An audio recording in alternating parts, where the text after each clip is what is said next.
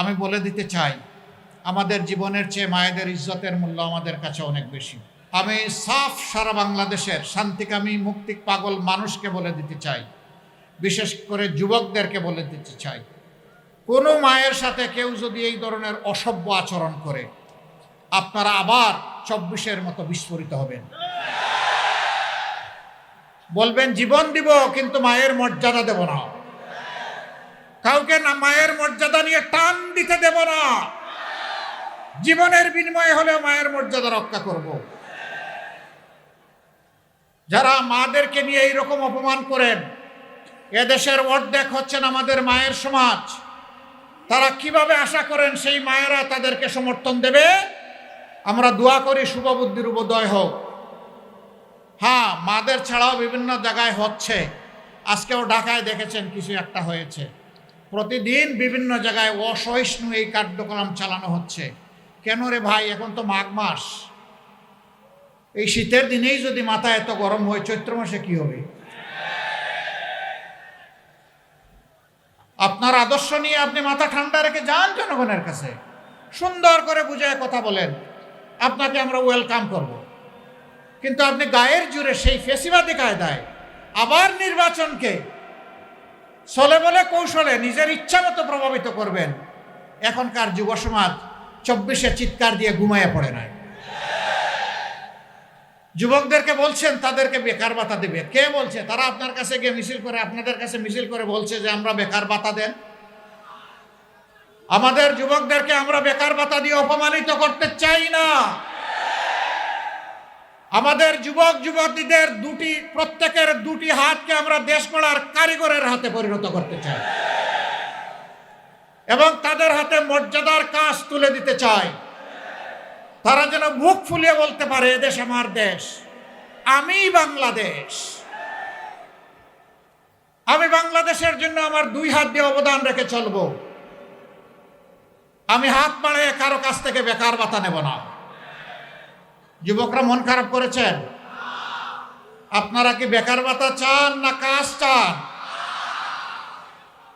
আলহামদুলিল্লাহ, আপনারা কাজ চান, আপনাদেরকে মোবারকবাদ। আমরা যে কাজগুলা করতে চাই সেই কাজগুলার কিছু অংশ আজকে বলে আমি বিদায় নেব, সব এখানে বলা সম্ভব না। নাম্বার 1, আমরা সমাজ থেকে দুর্নীতি দূর করব ইনশাআল্লাহ। আমরা দুর্নীতির গাছের পাতা ধরে টানাটানি করব না, আমরা জটটা ধরে টানব। দুর্নীতিকে আর বাংলাদেশে সহ্য করা হবে না। 2 নম্বর, যারা অন্যের দ্বারা প্রভাবিত হয়ে মানুষের কাছ থেকে অবৈধ চাঁদা নিয়ে মানুষকে জর্জরিত করে, এমনকি বিভিন্ন জায়গায় দেখি চাঁদা না দিলে দোকান ভাঙচুর, মারধর এগুলাও করে, আমরা আর কাউকে চাঁদা নিতে দেব না। যদি আমরা সেই সুযোগ পাই, তাহলে দুর্নীতি যারা করেন আর চাঁদা যারা নেন তাদেরকে আমরা বুকে টেনে নিব, কারণ তারাও আমাদের সন্তান, তারাও এদেশের নাগরিক। তাদেরকেও প্রশিক্ষিত করে তাদের হাতেও মর্যাদার কাজ তুলে দিব ইনশাআল্লাহ। তারাও সেদিন এই জাতিকে গঠনে, উন্নয়নে ভূমিকা রাখবে এবং গর্বিত হবে। আজকে মাথা নিচু করে চলতে হয়, সেদিন তারা বুক ফুলিয়ে মাথা উঁচু করে চলবে ইনশাআল্লাহ। কাজেই তাদেরও কোনো চিন্তার কারণ নাই।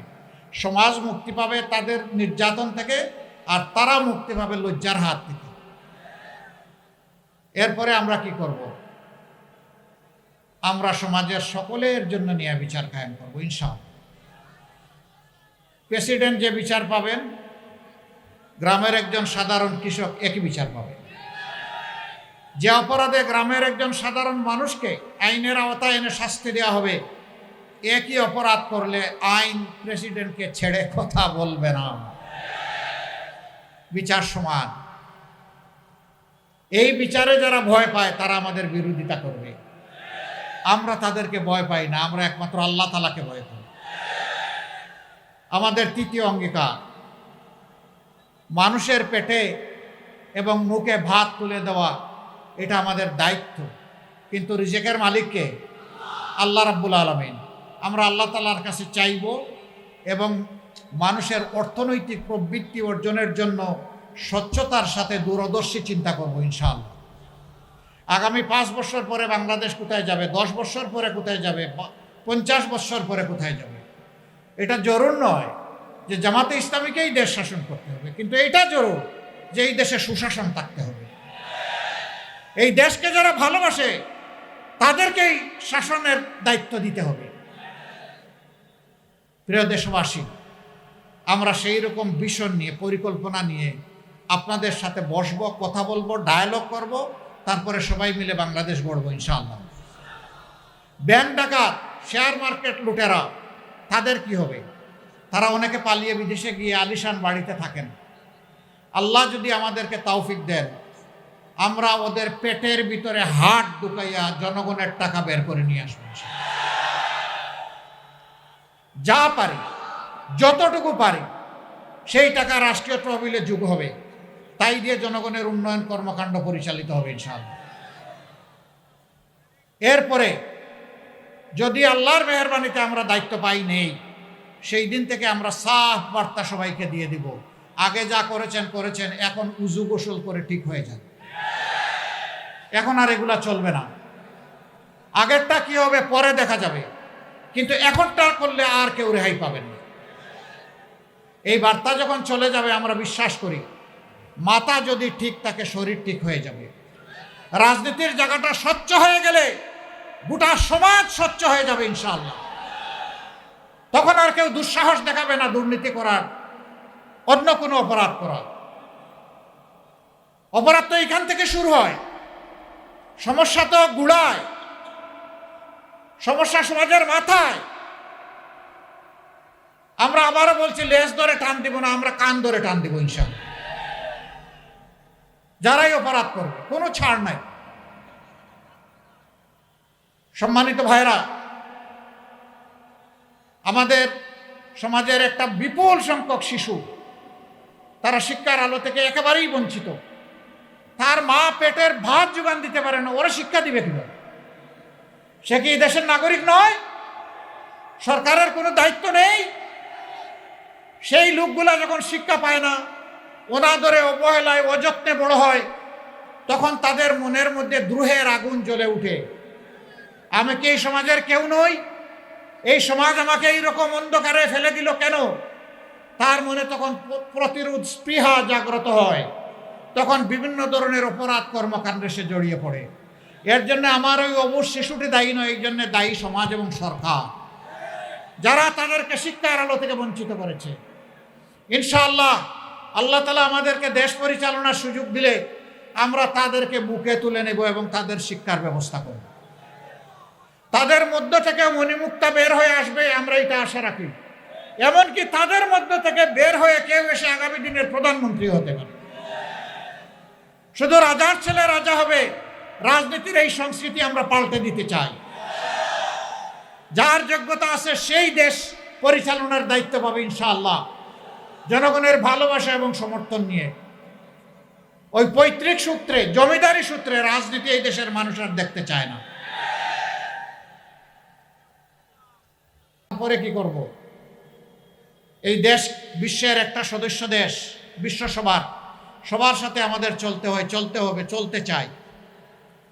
সভ্য প্রত্যেকটি দেশকে আমরা বন্ধু হিসাবে পেতে চাই, কিন্তু অতীতে এই বন্ধুত্ব নয়, কিছু কিছু ক্ষেত্রে প্রভুত্ব কায়েম হয়েছিল। আধিপত্যবাদ আমাদের ঘাড়ে চেপে বসেছিল, আমাদের 54 বছরের অনেক সম্ভাবনাকে ধূলিসাৎ করে দিয়েছিল। আগামীতে এই জাতি আর কোনো আধিপত্যবাদ বরদাস্ত করবে না। আমরা সবাইকে বন্ধু হিসাবে পেতে চাই, কাউকেই প্রভু হিসাবে দেখতে চাই না।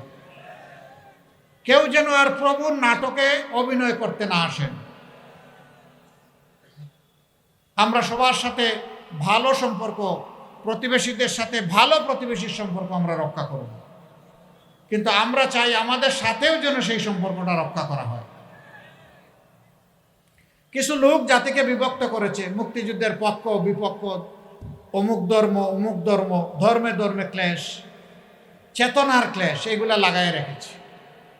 আমরা এই সবগুলার কবর রচনা করে একটা ঐক্যবদ্ধ জাতি করতে চাই।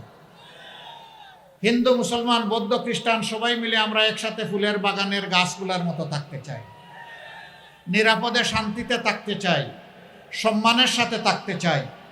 এখানে কারো অপমান আমরা বরদাস্ত করব না। ধর্মের ভিত্তিতে কারো মূল্যায়ন হবে না। নাগরিকত্ব, দেশপ্রেম এবং তার যোগ্যতার ভিত্তিতে তার মূল্যায়ন হবে ইনশাআল্লাহ। সম্মানিত ভাইয়েরা,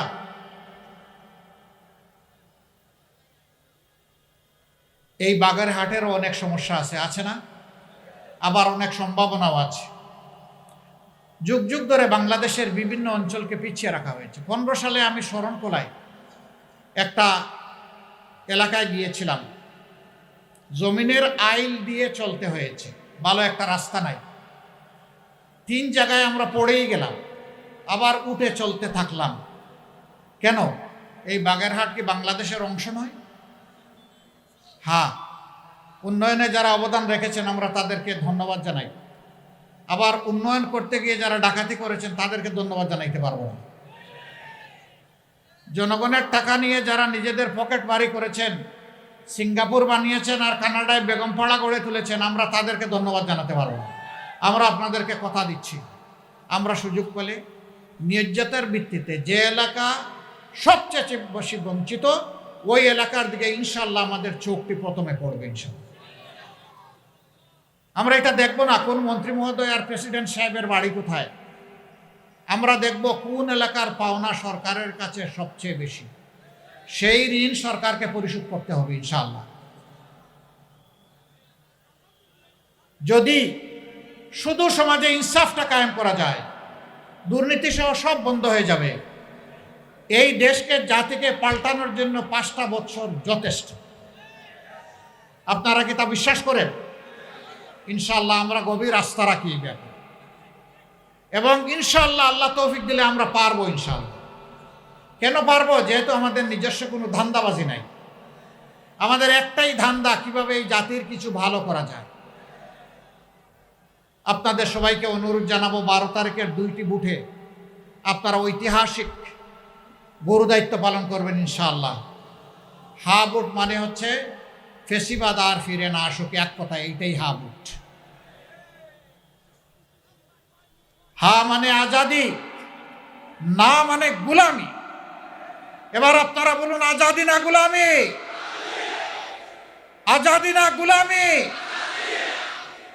তাহলে 12 তারিখের প্রথম ভোট হবে ইনশাআল্লাহ।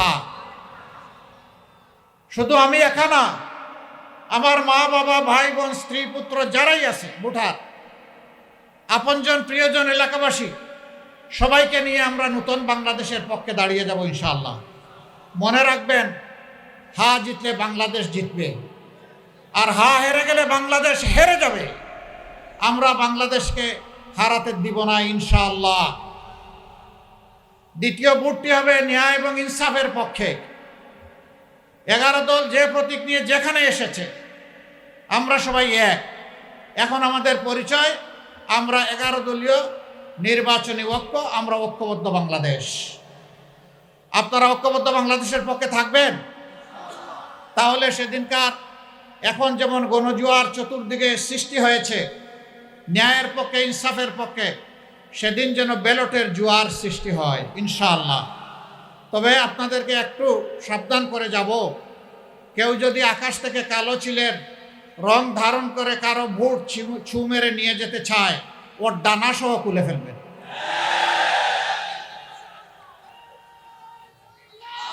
আগে স্লোগান অচল, আমার ভোট আমি দেব, তোমারটাও আমি দেব, এটাও অচল।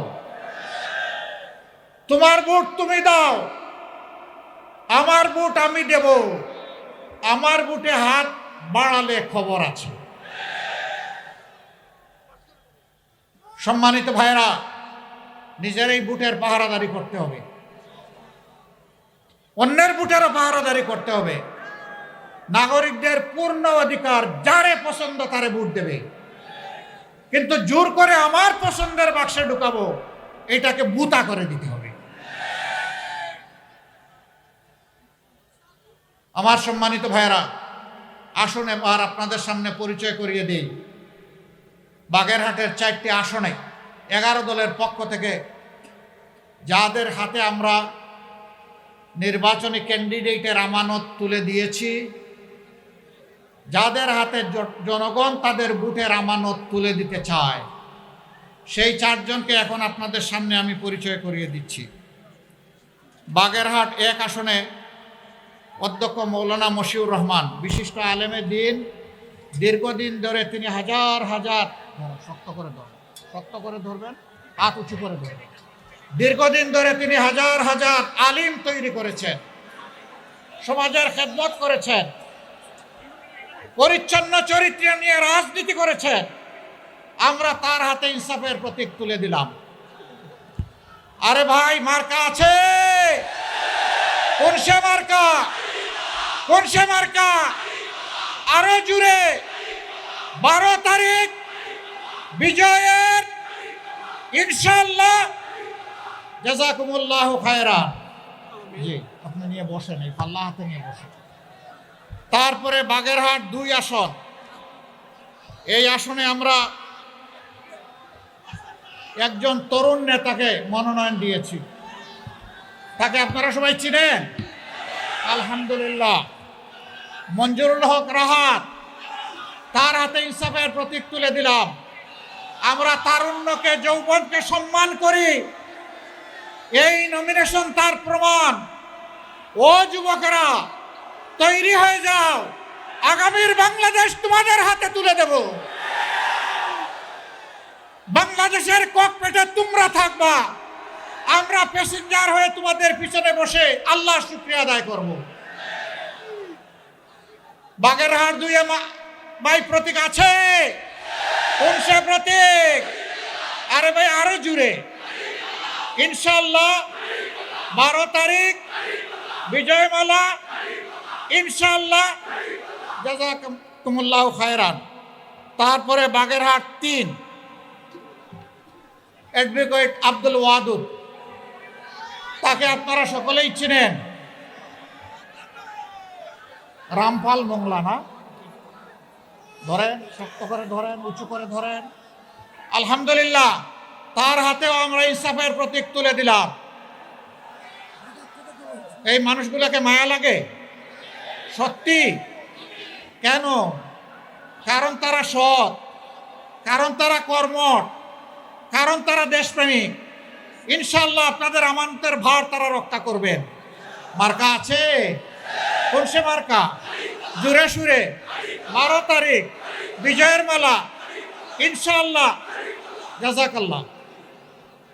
এরপরে বাগেরহাট 4 অধ্যক্ষ আব্দুল আলিম। আব্দুল আলিম, এইদিকে আসুন।